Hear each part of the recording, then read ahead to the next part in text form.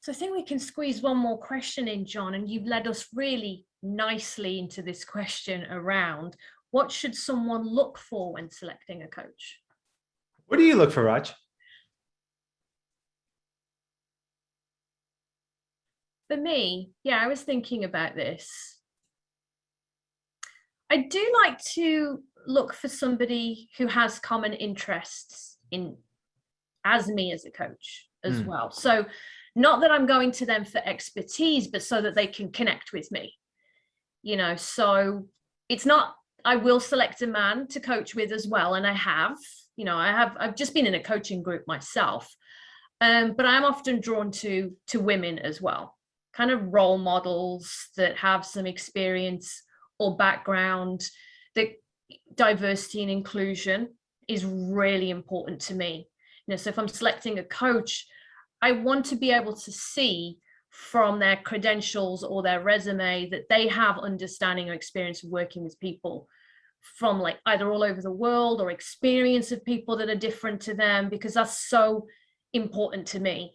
And then I'm yin and yang, so I can be strategy and mindfulness, and I can, one minute I can talk to you about strategic frameworks and ROIs, but then I also might want to talk to you about angel numbers. So I want a coach who feels connected to me in that energetic space, that they can flow with me there. That's cool. I think I'm just a really hard person to coach. That's just what I'm thinking of too. Emily says it too. She's like, you'd be the worst person ever to coach. I'm like, I know. Why, John? Why are you so hard to coach? I mean, I just, well, I think there's an element where I don't, it's interesting. The background of the person I work with, it's almost irrelevant to me. I don't, part of me doesn't, I don't even want to know. I just need someone to like stick to the coaching fundamentals and listen. Like, it's someone who can just like ask small questions that lets me process. I'm good. And I've worked with some really high caliber coaches. Like, we're talking like that, you know, really, you know, doing sample sessions with very expensive executive coaches where I think, okay, like this person, they're charging a lot of money. They must be really good. And I get 30 minutes into it. I was like, dude, I'm not listening to you. I'm the speaker. I'm the outpourer. I'm not the empty vessel. You know what I'm saying? It's wild. It's wild to me how I think some coaches, they feel like they have to produce, you know, they have to give you a nugget or something to work with. Some of their own knowledge needs to be useful to you. No. That's the whole point. That is the whole point of this style of coaching, you know? So I see, that's me. That's my own cup of tea. And that's why I feel like Raj, your experience and what you're looking for is like the 90% is you are the vast usual. I recognize I'm the odd one who just likes pure coaching. I don't want to know anything about my coach. I don't even want to know their last name. I just want them to be a voice in my head. That's it. Yeah. I think, yeah, for me, it is really important. I'm listening to you as well, thinking about, I think if I can just, as I said, energetically feel connected, I just want in that space, and going back to when you talk about being heard and listened to, and I was saying this in a group on Monday, that a coaching group that I'm in as a participant, because I needed that space to not feel judged. I could feel the energy in there. I could just be me. I was just me, a human being, not an assessor, I'm not a coach, I'm not a facilitator, I'm just a human being.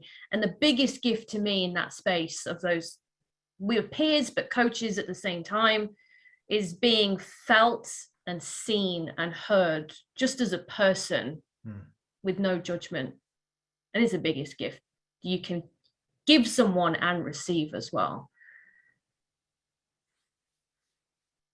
Mm-hmm. I'm thinking too, I took I know I have to end here. It's I just want to share this one thing too, where I took a program. It was a business coaching program with a popular blogger, and it was in a group of 20 people. And then we break out in these groups of 4 and 5 people. And I was shocked at the skill level or lack of skill level that there is listening in the corporate world. And my assumption is, because I study so much of the corporate coaching to influence everything else we're doing, and I've done it myself, that the corporate world has, like, there are a number of people who have this kind of listening, who have this kind of empathetic mindset. And I work with a lot of them. I realize, because of my work, I work with like a higher percentage than is usual in the workplace.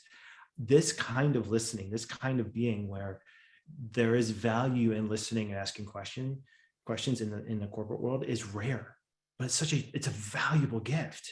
And the people who have it, and I know, like, my own work, with universities and other organizations, there are a handful of administrators who have this gift, and our working relationship is like, it's phenomenal what can happen. And then there are other relationships where it's harder to come by, and you see, like, it's harder to keep that relationship. It's harder to keep that project moving. It's almost like this listening, empathy, kindness,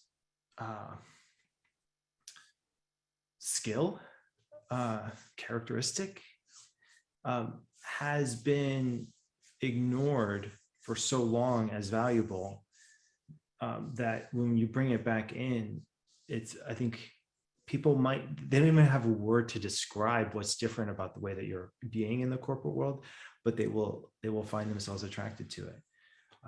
That's what I see. A lot of what's happening in that space.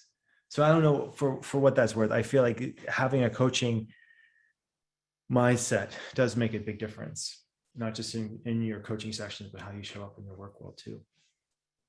Yeah, you just reminded me of a Maya Angelou quote that I love to remind myself of, is that people will forget what you said, they'll forget what you did, but they'll never forget how you made them feel. And that, for me, is really important in holding that space for people.